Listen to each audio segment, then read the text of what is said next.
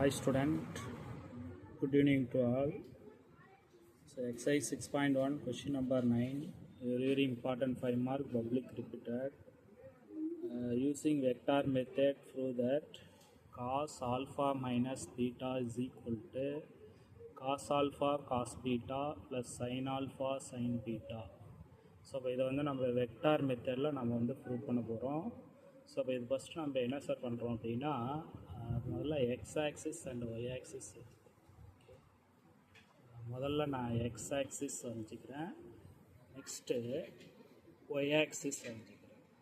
ஓகேவா? ஸோ இதில் ஃபஸ்ட்டு எப்போவுமே எக்ஸ் டைரெக்ஷனில் என்ன சார் இருக்கும் அப்படின்னா, வெக்டாரை பொறுத்தளவு எக்ஸ் டைரெக்ஷனில் ஐ கேப் இருக்கும், ஒய் டைரெக்ஷனில் என்ன சார் இருக்கும் அப்படின்னா ஜே கேப் இருக்கும்.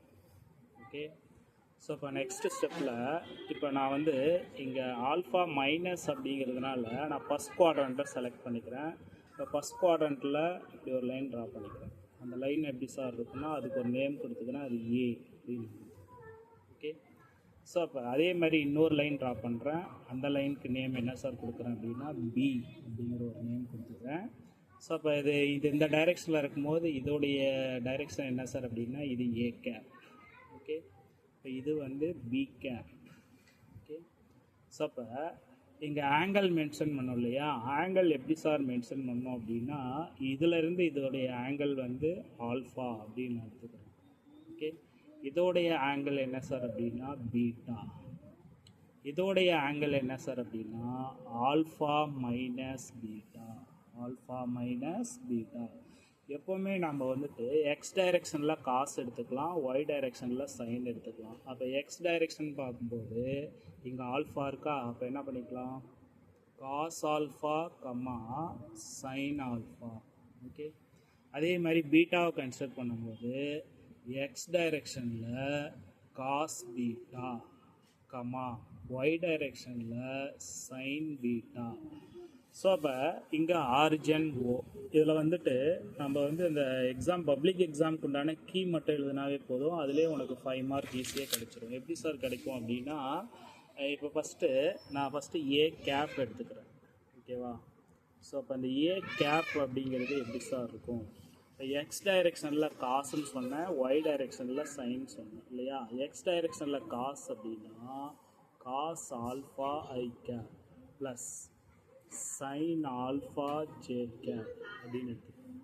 அதே மாதிரி நான் பி கேப் எடுக்கும் போது பீட்டாவை கன்சிடர் பண்ணிக்கிறேன். எப்படி சார் கன்சிடர் பண்ணிக்கலாம், cos beta I cap plus sine beta J cap, sine beta J cap. இப்போ இங்கே காசு இருக்கிறதுனால ரெண்டுக்கும் நான் என்ன சார் யூஸ் பண்ண போகிறேன்னா டாட் ப்ராடக்ட் யூஸ் பண்ண போகிறேன்.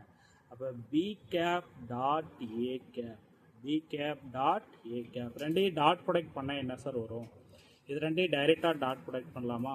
ஐ டாட் ஐனா 1, ஜே டாட் ஜேனா 1. ஓகே, அப்போ cos alpha into cos beta, cos alpha into cos beta plus sine alpha into sine beta. இதை வந்து நான் ஈக்குவேஷன் நம்பர் 1ன்னு வச்சுக்கிறேன். ஓகேவா?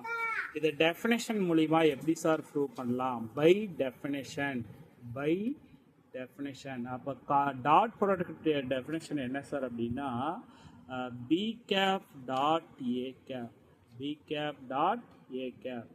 அப்போ பி கேப் டாட் ஏ கேப்னா modulus of B cap modulus of A cap into cos alpha minus beta, cos alpha minus beta. அப்போ modulus A cap B cap அப்படிங்கிறது unit vector. அப்போ யூனிட் வெக்டாரோட value என்ன sir அப்படின்னா 1. இப்போ B cap dot A cap is equal to 1 into 1 into cos alpha minus beta. Okay, அப்போ finally we get B cap dot A cap is equal to cos alpha minus beta from equation number 2. From equation number 1 and 2 we get, from equation number 1 comma 2 we get. எப்படி sir எழுதலாம் அப்படின்னா, இப்போ both side cos alpha minus beta is equal to cos alpha cos beta plus sine alpha sine beta, sine alpha sine beta. Student நான் எல்லாத்துக்குமே சொல்கிறேன், இந்த 5 key மட்டும் இருந்தால் போதும், நமக்கு வந்து 5 மார்க் வந்து ஈஸியாக கிடச்சிரும். ஸோ இது very very important 5 mark. Public repeated, பப்ளிக்லேயே கிட்டத்தட்ட வந்து பல இயர்ஸில் வந்து இந்த சம்ஸ் கேட்டிருக்காங்க.